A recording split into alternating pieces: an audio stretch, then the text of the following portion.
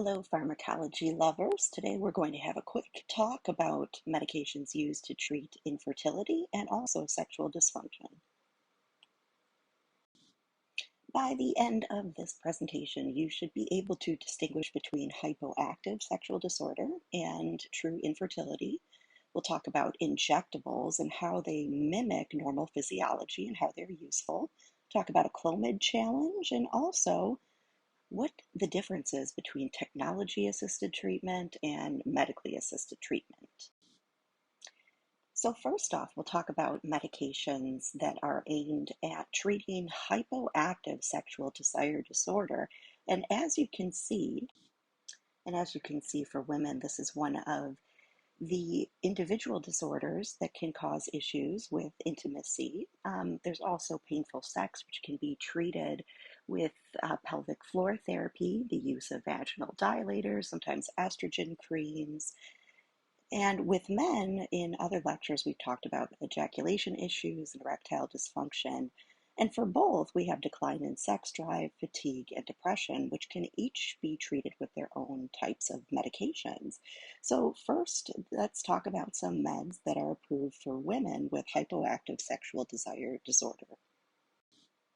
There are two medications on the market specifically for hypoactive sexual desire disorder. One of them is an injectable and one of them is a pill. So the first one, Vyleesi, or bremelanotide, which is a melanocortin agonist, is a sub-Q injectable. It's sold as an auto-injector, and it's meant to be taken 45 minutes before expected sexual activity. It can be taken as needed, but it's recommended that it's not used more than once in a 24-hour period, and that patients are also aware of some side effects because it is a melanocortin agonist. So that is what melanin is responsible for binding to and exciting. So that means there can be some hyperpigmentation of the skin, of the gums, and in some cases that is not reversible. It is also common that whenever you inject something, the most expected thing that you will see is an irritation or reaction at the site of injection. And this is going to really work as a vasodilator. Like a lot of other disorders, the treatment is going to be focused upon increasing blood flow and vasodilation, but that also means that we can see issues with low blood pressure occurring as a result of the medication, headache, dizziness, and this is something that patients should be aware of. They actually have a really great interactive website where you can learn about the injectable, how to get it, and also how to prepare for the first injection. Secondly, there is what's called the little pink pill for females, and this is Adii. Flibanserin is its generic name, and this was the first FDA-approved medication of an oral preparation that's been approved to treat hypoactive sexual disorder. And it is called the little pink pill because it's meant to be the complement to the little blue pill, Viagra, that's used in males. It is not, though, utilizing that same type of physiology that we see in drugs meant to treat erectile dysfunction.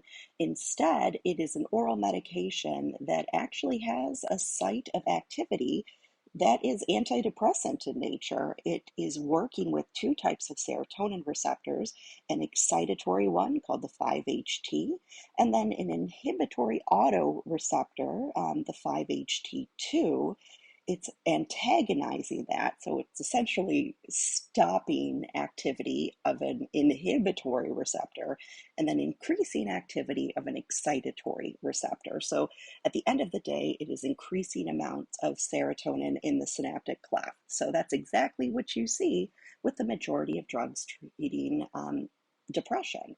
So this is a medication that is truly meant to target mood and at the same time treat hypoactive sexual desire disorder because the two may be interlinked. Whereas Vyleesi is specifically prescribed to people who are not having mood issues or experiencing any problems in the relationship. So it's an interesting difference, but ADI is still going to cause some vasodilation, so we want to expect hypotension.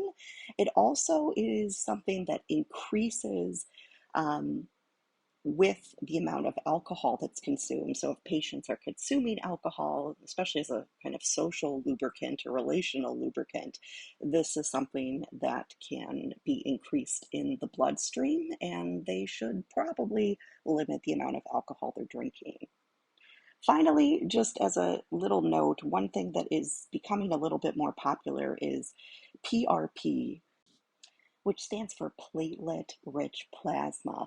And this is a newer cell therapy that's been used in a large range of treatment for dermatologic conditions. It's essentially using the patient's own cells to increase turnover of new cells. And in some cases, like dermatologic conditions, it's used for plumping and hydration. So there's actually the use of PRP injections directly into the clitoral region to cause enlargement of the clitoris and then increased sensation. So that is a newer therapy that is available to patients as well. Next, we have pharmacologic treatments for infertility, and infertility is the inability to conceive an infant, and it can either be classified as primary, meaning the inability to conceive within 1 year of unprotected intercourse, because the odds every month of successful implantation and fertilization is about 1 out of 3. So after about 3 months, you would consider that statistically we would see a successful pregnancy. So after a year, there's 4 cycles of that, and that's when it's recommended that a patient or a physician think about prescribing one of these treatments. There's also secondary, which is when a patient has been successful in conceiving a first pregnancy but is unable to conceive a second one. And what we'll see in a little bit is that fertility drugs are a lot different than medically assisted reproductive technology. Where we have a lot of medications drastically altering the amount of multiple births, or at least the likelihood of multiple births relative to singleton births. For a really accurate diagnosis, there's a lot of available resources to patients and providers. There are blood tests looking at levels of progesterone, a follicle stimulating hormone, and we know the normal bounds of both of those hormones, so we can compare levels to that. The patient can also do basal body temperature monitoring to check for that spike in body temperature we see with ovulation. They can monitor their cervical mucus to see if it reaches egg white consistency throughout the month, which we also expect with ovulation. And they can check the cervical position, which also changes with ovulation. FSH and Clomid challenge is in bold because we'll get there in just a second. Hysterosalpingography is the injection, or at least the flushing, of the fallopian tubes with dye, which can then be visualized on ultrasound or other imaging, and that checks for patency or opening of the fallopian tubes. And then using pelvic ultrasound, laparoscopic procedures, to see if there's any abnormalities. One of the most common things that causes issues is just scarring along the reproductive organs, specifically along the fallopian tubes, and we can visualize that. Other types of urine tests looking for luteinizing hormone, LH, would be positive and indicative of the ovulation spike that we see as a result of an estrogen spike that drives ovulation. Also, the thyroid is really important with proper cycling, so we can look at thyroid function. And finally, we can do karyotyping to see if there's anything at the more genetic level that can be addressed with the patient. And then once you get an accurate diagnosis, you can start moving forward with assistive technologies. All right, so first off, let's start with what we had in bold on the slide prior. Clomiphene citrate, which is sold as Clomid or Seraphine, is used really importantly as what's called a Clomid challenge. This is a synthetic hormone. It's used to stimulate ovulation. It stimulates gonadotropin releasing hormone, which would drive the release of FSH and LH, so our follicle stimulating hormone and our luteinizing hormone. So both of those will work in their own ways to drive follicle maturation, and then LH for ovulation. It is an oral medication, and its half-life is pretty long. It's about 5 days, and its effectiveness is pretty high. So 60 to 80% of women will ovulate, which means about 50% will get pregnant. So if you are doing your test to establish whether or not there is a physiologic issue, Clomid challenges are a really great way to see if the body is able to ovulate. This is usually paired along with transvaginal ultrasounds that are looking at the follicles to see if we are maturing to get a dominant follicle. And then the Clomid is used to stimulate ovulation. It can be used without ultrasonography as well, because we know that ovulation risk or likelihood is pretty high. Because it is a hormone in this HPG axis, side effects are going to be really similar to what we would see with large spikes of LH. So hot flashes, blurry vision, nausea, bloating, headaches, cervical mucus changes, and then ovarian enlargement, which would indicate either that there's follicle stimulation or that there's the presence of a corpus luteum on one ovary. One thing to keep in mind, though, about Clomid is that in normal menstrual cycles, we would see ovaries taking turns releasing follicles, meaning that 1 month the left ovary would release a follicle, and then the next month the right ovary would have its turn. With Clomid, there is the likelihood that both ovaries release an egg from a follicle. So that means there is the possibility of having multiple births. If both eggs are ovulated and both are successfully fertilized, you have twins. However, there is also spontaneous twinning that is possible to occur within the first 7 days, meaning that both eggs have the ability to spontaneously twin. There is definitely a case of this. One woman underwent a Clomid challenge to have her last child. She wanted one more. Both ovaries released an egg. They both twinned, and she was then pregnant with 4 embryos, and they were all girls. Contraindications then are allergies, so hypersensitivities, pregnancy. You should not mix this with a viable fetus. It will likely no longer be viable, or birth defects are highly likely. Definitely no use with ovarian cysts, with dysfunctional uterine bleeding or liver disease. All of those things are contraindications, and this is the first line of treatment, and the recommendation is after that 1 year where you get the accurate diagnosis of primary infertility. Finally, medication-wise, we have injectables, which if you know your HPG or your hypothalamic pituitary gonadal axis, you will understand how all of these medications work, because they are really just synthetic hormones.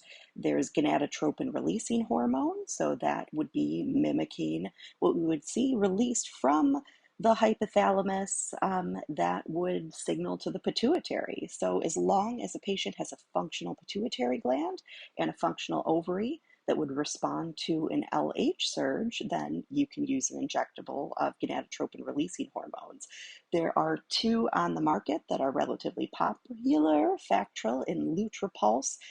They are just synthetic GnRH, so they stimulate the pulses of LSH, or sorry, LH. I don't know where the S came from in there. So just luteinizing hormone and follicle stimulating hormone from the pituitary gland. There's also gonadotropin releasing hormone agonist. So that is going to agonize the GnRH receptors at the level of the pituitary rather than mimicking the hormone itself.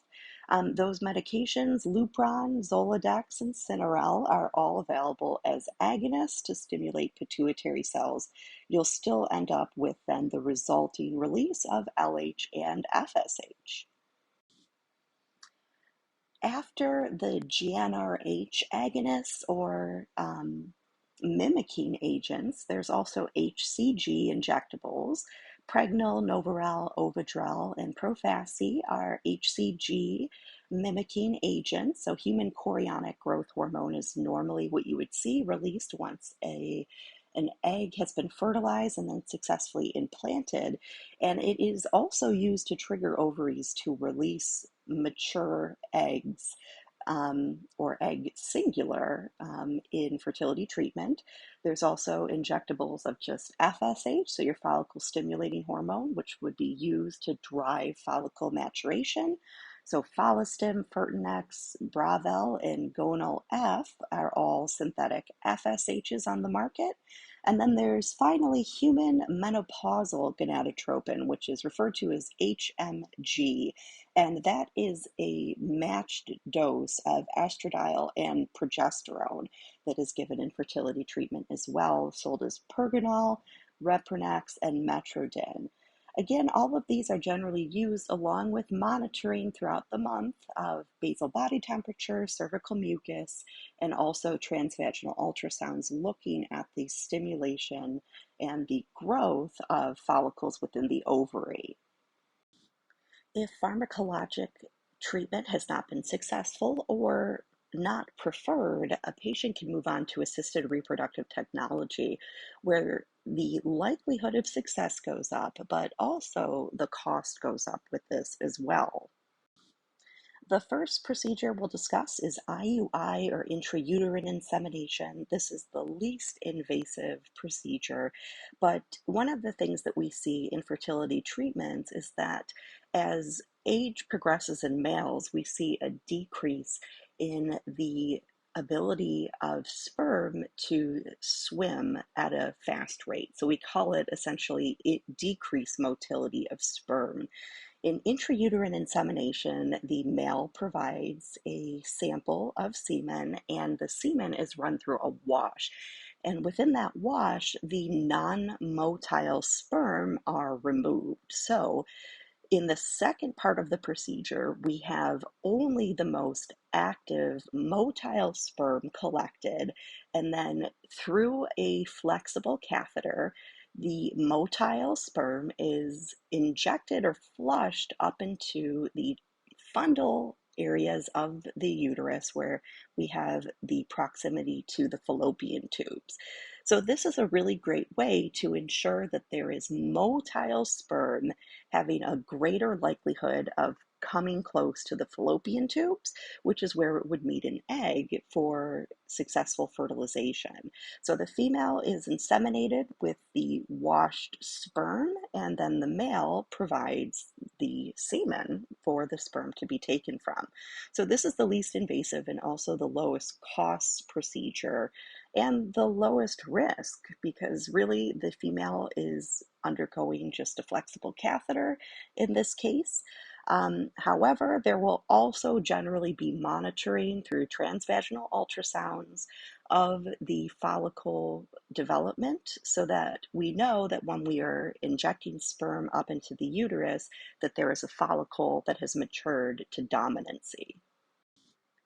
Next, we have IVF, whereby an embryo is inserted then into the uterus of a female. In vitro fertilization is quite costly, but it has a really high success rate. In this case, a female will generally be using injectables to stimulate the maturation of follicles, the release of an egg, and when an egg is retrieved from the ovary or recovered in a procedure, the egg is combined in a dish with sperm that has also underwent a wash procedure, so it's all motile. And in this case, we are not letting the sperm and egg have their own way. We are combining them in a dish so that we can see whether or not the eggs have been successfully fertilized. When a sperm meets an egg, the first cleavage happens within about 24 hours. So after the sperm and egg have been combined in a dish, the technician could go in the next day and check for fertilization almost immediately. Then we can collect the more mature embryo. So once we're at the blastocyst stage, they can be successfully implanted into the uterus. We then also have to deal with the same statistics we would without IVF. So the chance of success is still 1 out of 3 for implantation, which means that a patient generally has a choice for how many embryos they want implanted into the uterus. And because the statistics are 1 out of 3, usually the maximum is 3, but then your chances are pretty good, are 30% for each implanted embryo. That does mean there is the likelihood that all 3 embryos are viable, and then there is a triplet birth. So that is IVF. And then finally, reproductive technology-wise, we have intracytoplasmic sperm injection. So this is the most technology heavy treatment. So this is going to collect a selection of sperm from the male and also a mature dominant follicle from the female, and then inject into the cytoplasm of the egg one single sperm. So this requires quite a bit of expertise. This is a really great procedure. It is extremely expensive, but this takes all chance out of the equation. The sperm is directly injected into the egg, and then we look for cleavage and maturation so that a successfully fertilized egg can then be implanted into the uterus of the female. What this graph is showing you are success rates using assistive reproductive technology, either fresh non-donor eggs or embryos, and we're looking at the percent that resulted in live births. And then at the bottom, you also have diagnoses. So whether or not it was a tubal factor, ovulatory dysfunction, endometriosis, other causes or unexplained causes. And really, again, you see this range of about 30% of cycles that are successful. So it's really difficult to get past those statistics of 1 out of 3 chances. So that 30% chance that everything goes correctly and the egg is fertilized and successfully implants. But it also lets you know that with certain diagnoses, these technologies are really helpful. But also for things like diminished ovarian reserve, we see the likelihood of success go down. And the reason for this is likely explained in the next slide. So once females begin menstruating, which now the average age is between 10 and 12, so it's pretty young. That is when females are most successful at becoming pregnant and having a live birth. So there's no magic age with females where reproductive health starts to go down. It's really just as age advances, there's a decrease in fertility.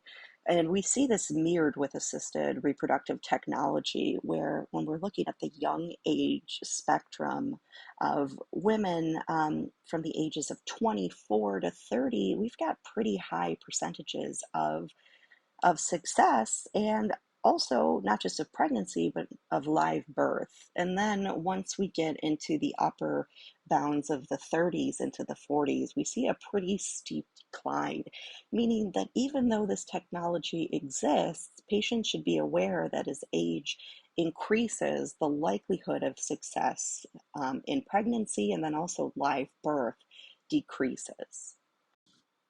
Finally, I keep mentioning that there is the likelihood of a multiple birth, and this is something that I want you to understand is more likely associated with medications than technology assisted births. So if we look first at A, we have twin births, and in blue, we have natural conception. So the likelihood of having a twin birth is highest with just natural conception. So that means when you're looking at twins, 80% of twins are born via natural conception, where about 30% then is medically assisted conception, meaning medications. When you look at IVF or non IVF, so our technologies, the rates of having a twin birth are relatively low. So, meaning with twins, it's more likely that just natural conception leads to twins. However, once you get to triplets and higher order births, at the very top here, triplets and up are about 80% and upwards in the likelihood range of being from a medically assisted conception. And then under that are non IVF and IVF treatments. Again, we look at about 3 embryos because your chances are 1 out of 3. That also means that all 3 are viable, and then you have a triplet birth. If you look at natural conception, only about between 10 to 20% of triplet or multiple pairs are due to natural conception. So we would see as a takeaway that that our technologies are not giving us the highest level, definitely not of twins. It is more common with medications, but it's definitely most common to have twins as a result of natural conception. However, with triplet and higher order births, we're really seeing medications driving um, the prevalence of that, but we're not seeing that with natural conception. So that is completely flipped there. So do keep in mind that the drugs and medications are more likely to cause higher order births than assisted reproductive technologies. And that's all we had to talk about today. So I hope you learned something and I hope you stay smart.